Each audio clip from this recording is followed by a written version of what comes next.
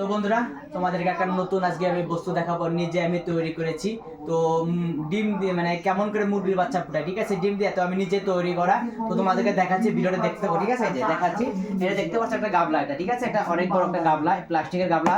এই গাবলাতে আমি ডিমগুলো রেখেছি। তো ডিমগুলো কেমন করে মানে বাচ্চা ফোটে, ঠিক আছে, তোমাদেরকে দেখাচ্ছি, সব এ টু জেড দেখাবো।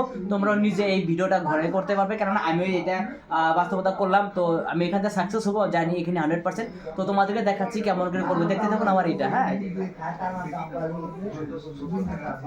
এই যে দেখো, ক্যামেরাম্যান দেখা হয়ে যায়, দেখতে পাচ্ছ এখানে আমাদের একটা 100 পাওয়ারের বাল্ব আছে, আর এখানে আমাদের ডিমগুলো সব এখানে রাখা আছে।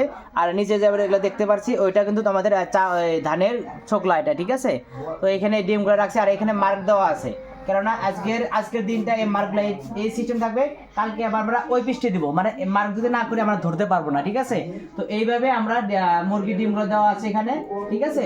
তো যখন টাইম হয়ে যাবে মুরগির বাচ্চাগুলো তখন ফুটবে। তো তোমরা যদি করো তাহলে আমার ভিডিও কমেন্ট করো, ঠিক আছে, কিভাবে করতে হয় তোমাদেরকে বলবো। আর ভিডিওটা এত ভালো লাগে লাইক কমেন্ট শেয়ার করো বন্ধুরা, ঠিক আছে। Bye bye.